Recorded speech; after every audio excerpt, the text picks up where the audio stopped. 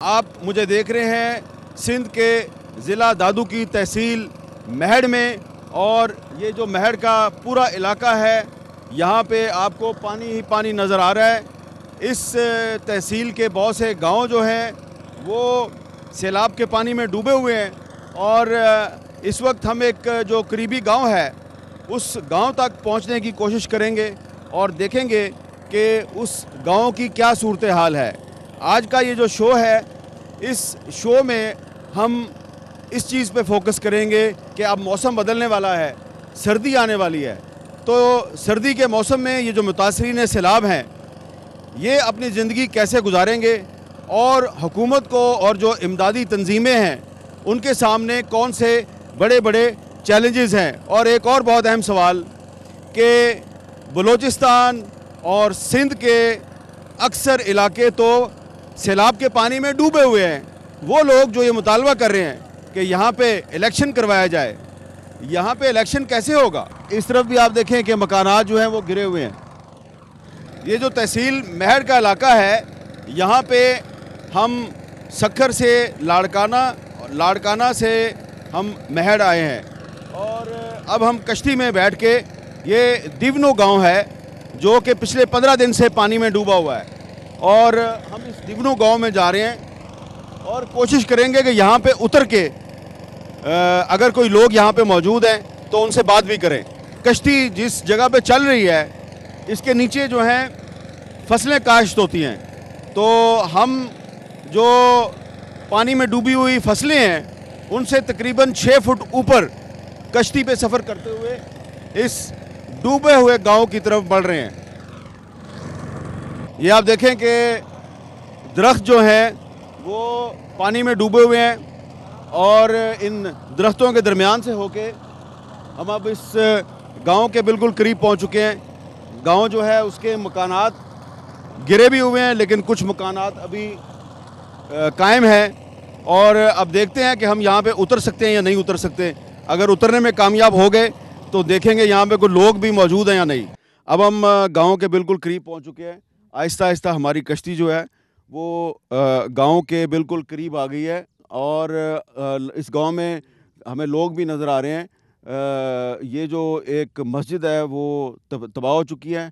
बहुत से जो मकानात हैं वो बिल्कुल गिरने के करीब हैं, कुछ मकानात अभी बाकी हैं। तो अब हम इस गांव की जो तबाहशुदा मस्जिद है उसके बिल्कुल करीब हमारी कश्ती पहुंच गई है, और हम इस गांव का जो एक चबूतरा है उसके साथ इस कश्ती को लगाएंगे, और फिर हम इस गांव के अंदर उतरने की कोशिश करते हैं। हम गांव के बिल्कुल करीब पहुंच चुके हैं, और अब हम इस कश्ती से उतर के गांव के अंदर दाखिल होंगे। अस्सलाम वालेकुम। वालेकुम बाबू खान, क्या हाल है? अस्सलाम वालेकुम। ये आपके गांव का नाम क्या है? सही गोठ दो तेणो। अच्छा, हाँ, तो ये कितने दिन से पानी में घिरा हुआ है? सही महीनो डेढ़ थी असांखे हिते वेठा हूँ। अच्छा, हाँ, 1 महीना हो? 1 महीना हो गया। अच्छा भाईजान, नाम क्या आपका? मेरा नाम इमरान है। तो इमरान, ये आपका गांव जो है, इधर मुझे बहुत से मकानात जो हैं वो टूटे हुए नज़र आ रहे हैं, छतें गिर गई हैं। तो कब इधर पानी आया? अब यहाँ पे 1 महीना पहले से आया था। हाँ। हम यहाँ से निकल गए, हमको पता था यहाँ पे बहुत बड़ा सैलाब पे, हम निकल गए। अब ये धीरे धीरे से नीचे लगा है। हम फिर यहाँ से आए। अब पानी कुछ नीचे आ गया है? हाँ, कुछ नीचे आ गया। पहले पानी काफ़ी ऊपर था? हाँ, काफ़ी ऊपर था, कभी पानी का दबाव था। कुछ लोग बैठे थे। आगे लेके चलोगे आप हमें गांव में? हाँ, इधर गांव में इस वक्त बड़ा मसला क्या है आपका? सही राशन कुछ ना है। असां उर्दू नथा ॻाल्हाए सघूं साईं, सिंधी था ॻाल्हाए सघूं कोई सां। बात नहीं। हाँ, बताओ। किसी ने भी कुछ नहीं दिया। इस गांव में आपको राशन नहीं मिला? नहीं, कुछ भी नहीं मिला। टेंट भी नहीं मिला? कुछ भी नहीं, नहीं टेंट मिला, नहीं राशन। हमारे पूरे ये गांव टूट गया है। हम मजबूरी से साथ बैठे, क्या करें, हम किधर जाए। अच्छा, हाँ, डाकू आके सामान लेके जाएंगे। इधर डाकू भी आए? जी सही। डाकू कश्ती पे आते हैं? हाँ, कश्ती भी आते। हमने फेर भी किया, तब हमारी जान छुटड़ी। हमारे इंतजाम से ये है, तो जो बेड़े चलाते हैं लोकल, उससे तो इजाज़त नहीं दी है ना, जो रात के दिन सामान नहीं निकाले। ये भी हमारी यानी कि गुजारिश है। आपका मुतालबा ये है कि रात को कश्ती चलाने पर पाबंदी चलाने लगाई पे जाए। पाबंदी लगाए। वो जो क्योंकि लोकल रात को इधर डाकू आते हैं। डाकू आते हैं उसको पाबंदी लगाई जाए। वो किसी का भी सामान नहीं निकालने दी जाए। हाँ, तो ये जो आपका सामान पड़ा हुआ है तो ये डाकू इस सामान को उठा के ले जाते हैं। उठा के ले जाते हैं। हम इसलिए भी मजबूर है कि चले जाएंगे। अच्छा, ठीक हाँ। है, ठीक है, नहीं कोई मसला नहीं, आप पानी रखो अपने लिए, हमारे पास पानी। आपका नाम क्या? फाजल। फाजल। तो इधर आपका भी घर गिर गया? जी हाँ। यहाँ है ना सही घर, यहाँ है ना, आ जाओ। सारा ये गांव असां कोई पाल नहीं है, बचड़ा इन में दिहाड़ी बैठा हूँ जो मैं इस गांव में हर तरफ मकानात गिरे हुए हैं।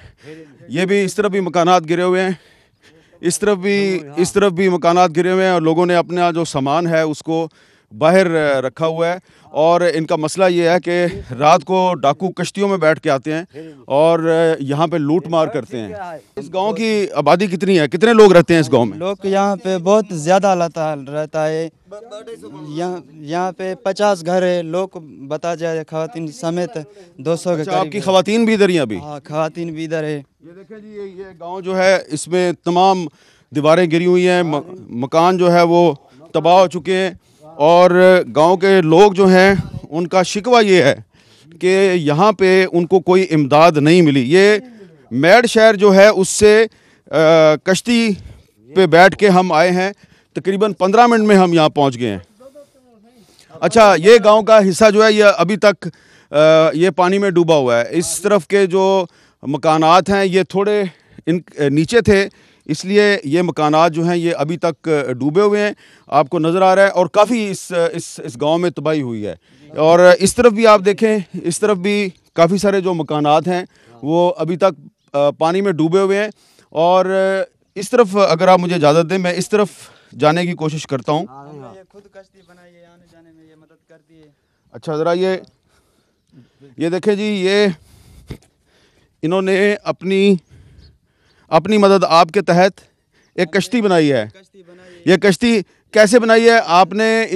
ये कश्ती इस तरह बनाई है कि इन्होंने बांस जो है, बांस के ऊपर कुछ चीज़ें रखी हुई हैं, उसके नीचे इन्होंने जो पानी भरने के जो केन है वो लगाए हैं और उसके ऊपर बांस लगाए हैं। बांस के ऊपर इन्होंने जो ये, अच्छा, इससे आप सामान निकालते हैं?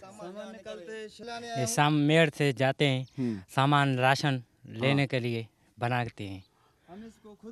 तो जो मेड शहर से जो कश्तियाँ मिलती हैं किराए पे, उसका किराया आपके लिए देना मुमकिन नहीं है, किराया नहीं है। आप बताओ कि ये कश्ती आपने क्यों बनाई है?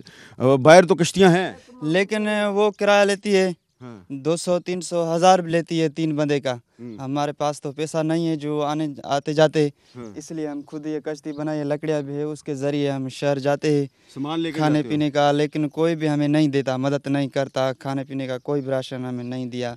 अच्छा, अब ये पहली बार भी तुम आए, मेहरबानी तुम्हारी, जो हमारे गांव का सर्वे किया। और कुछ नहीं, कोई भी नहीं आया। कोई नहीं आया इधर? कोई बंद नहीं आया।